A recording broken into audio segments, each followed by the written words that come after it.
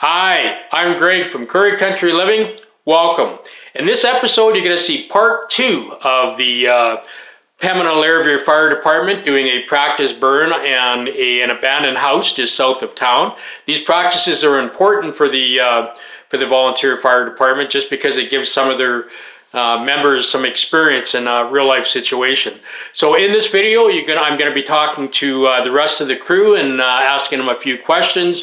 We're going to be talking to Fire Chief Mike Maloney, who's going to explain, and you got to pay attention to this, but they're going to burn that house down and they're going to save that garage. And this is all part of the practice about being able to work with the fire and getting the fire to do with what it wants to do. And Mike explains that quite well later on, so watch out for that. And yeah, to all the fire departments, Curry Country, where we live, I am right in the middle of the borders between Louise and Pembina. I consider both Louise and Pembina municipalities my backyard. Shout out to all the fire departments, right from the west as far as Darlingford, Manitou, Riviere, all within the Pembina municipality, and then we have the Pilot Mound and Crystal City fire departments, and of course the Hutterites. The Hutterites are also part of the firefighting scenario within the municipality. So big shout out to all those people that do the practice and put in the time to try and keep us safe. So without further ado, have a look.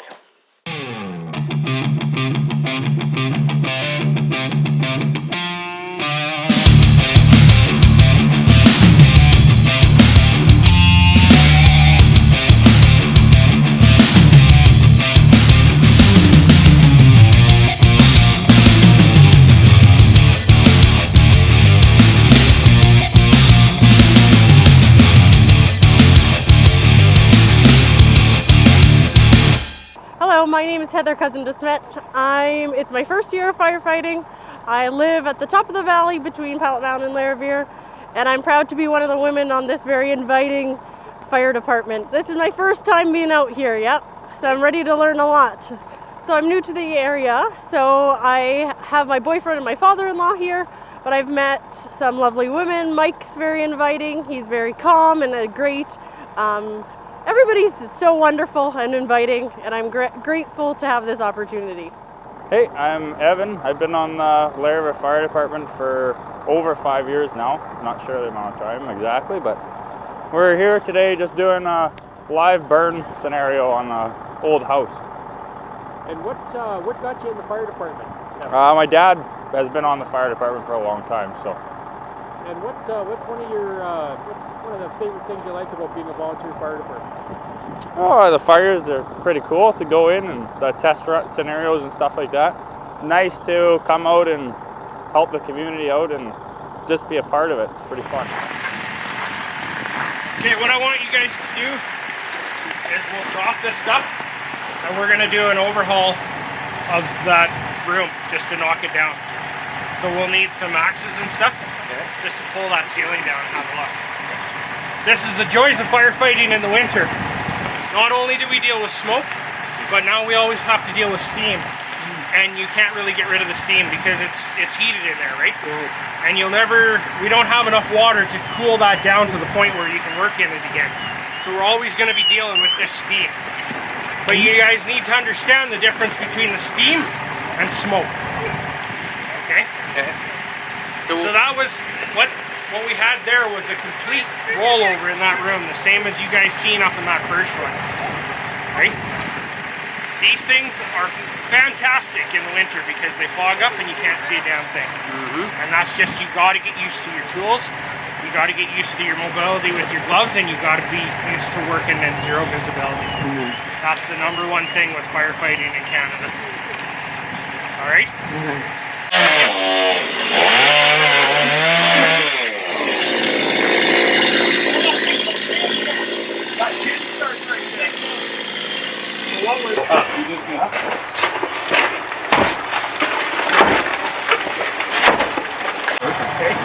You know, like a 2 hours. It's like right up to that insulation. Yeah, pretty much. Okay.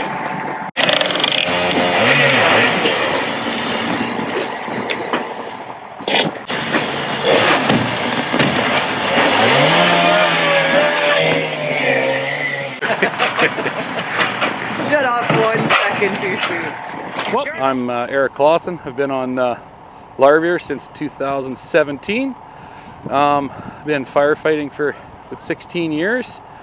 I'm deputy chief, so me and Mike work together in the district here, just teaching these guys some of the new ones. And when we get a house donated like this, it doesn't happen very often, so we want to take full advantage of it when we do. And yeah, I mean, we're dealing with water, so anytime it's really cold, you try not to have your pumps freeze up, your nozzle ends freezing up, just training guys how to run them properly and stuff, so we can avoid some of that.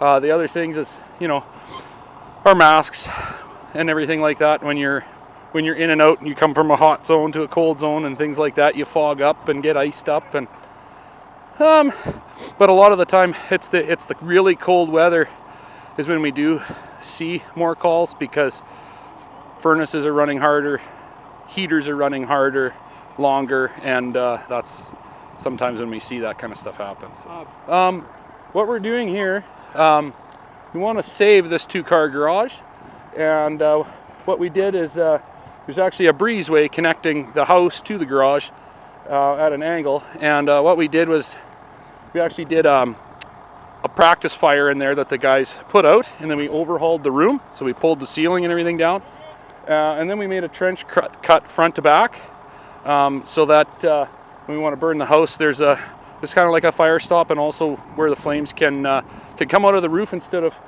coming through the doorway and licking into the garage. And then we lost. So the trench cuts where we're going to try and stop it from coming from the house to the garage. So that's what they just finished doing there. So. The other thing too is the technology. So we used to always carry the big brick pager. Now it's on our phones. We've got different radios now and stuff like that. So the communication. So we can look on our app when we get a call and see who is responding, and that's very helpful to know how many guys we've got, or whether we're calling for whether we're calling for assistance or not from other departments for mutual aid. So that's one of the major things that's changed that I really like. So this is like the accountability board. So we tag everybody in. Everybody has 2 tags. We keep one, and then you hang one here, so we know who's all in, who's all supposed to be out. Yeah. So it keeps accountable for everybody. Yeah, communication with everybody, and the only reason I have these is it kind of drowns out the noise of the truck. So I can actually, because a lot of times you hear a squawk on the radio, with these you can hear really clearly. So if they need water, I'll hear it for sure. But basically the way this one's set up, like everything's color coded here. So we've got lines that stay connected, so they're always connected to the pump. So normally if we pull up to a fire, we would pull those off, and you don't have to make any connections. They're connected up top or in the back. So then you know by the colors here which ones you're dealing with. There's 2 here and there's 2 on the other side. Today we're using a bigger one, a 2.5, so that we can feed 2 smaller ones up there with only 1 off of here. So 2.5 to a Y, and then from the Y we have 2 1.5 going into the house, so we can have 2 attack teams. And how much water are you carrying? 3,000 gallons. And will you use all of that today, or you don't? Hopefully not, but we might. So what happens when you guys are doing this? Do other fire departments on call? Often, I'm not sure what arrangements Mike's made. Often, yeah, if you're going to have all your men and equipment tied up and your truck out of water, you'll alert one of the mutual aid district, let them know what's going on. Hi, my name is Jameson Curry. I've been in the fire department for 5 years now, and then part of the Riviere Fire Department. Today we're burning down this house and getting lots of experience from it, since a few of us are going for a level 1, so we could use all the experience we can get. I've met a few new guys, yeah, a few people that I've known about before, but didn't know until now, and it's a great time to meet people. So what did you just finish doing? We just finished putting out one of the fires and then spraying out the ember, so that way it won't start up again. Oh, Mark Sesmastruck. I started going to fires in Pilot Mound with Dale Hepner on the Pilot Mound Department probably 82, 83, so it's been 40 years pretty well. And then in Riviere, I'm thinking it was around 1989, 1990, maybe even before that. We, yep, like in Larivire, that 51 Ford, and then Merv Haggard was instrumental in getting a forestry tanker, 3,000 gallons with a gas engine, 366 gas engine, and chopsticks, 5 and 4 gears. Nobody wanted to drive it because you had to have 8 arms. And we built an addition on the fire hall to house it on the old fire hall. And then we're sitting around having tea with Les Wicklin and the gang at the shop one night, and his brother Kim said, "We need a new fire truck." And Les said, "Well, why don't we buy one?" Of course, that's Les. "Well, how are we going to do that?" "Well, we'll knock on doors." So within about 2 weeks of that, we needed $25,000 to buy a mini pumper. It was a low mileage unit out of Ontario, I believe. And we went and visited the whole community, knocked on doors, and raised probably $21,000 of it in 2 weeks. The support was unbelievable, and everybody saw the need for fire equipment. And then from then on, Les took the ball, and we went full stream. We got the fire hall. He built the truck. He built a tanker. Like, not everybody builds their own fire truck, but of course Les did. And we have the rescue, and then we got a new mini pumper there a couple of years ago. Pieced it together, bought a body. It was a hazmat unit, Army hazmat unit, for a real good deal, and we got funding from the RM for the truck, and we got it reasonably priced, put together, a really good unit for a good deal. So it's been that way all the time. I'm pretty well.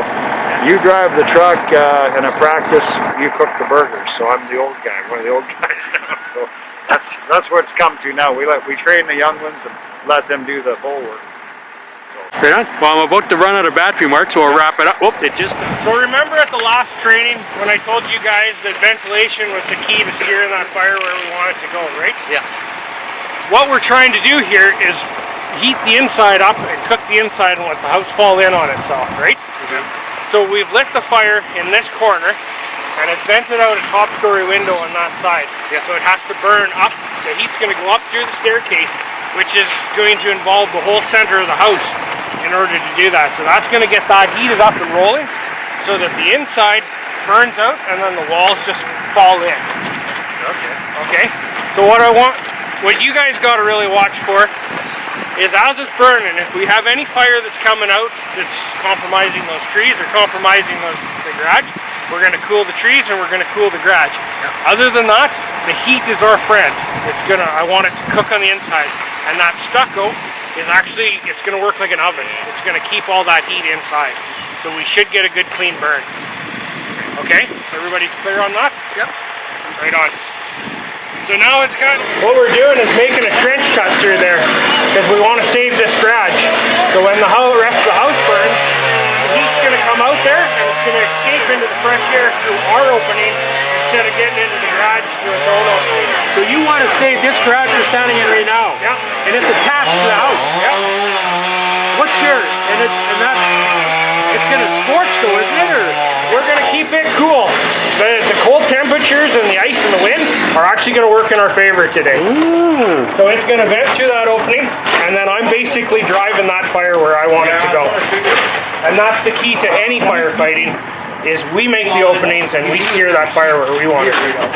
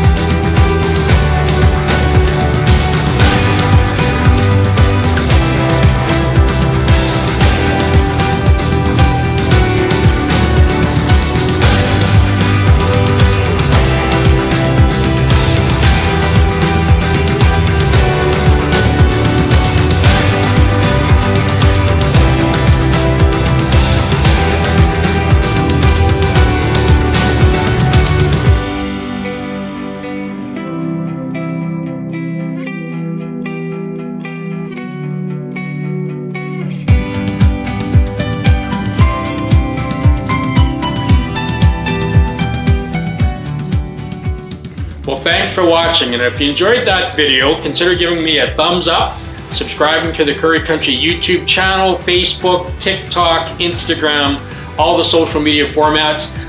Tracy and I operate in Curry Country Living. We have an Airbnb. We do video content. Tracy's a fantastic artist. We've got lots of things to offer, and just love living in the community here. So this maybe is a little more special than ever, but stay safe out there, and we'll catch you next time.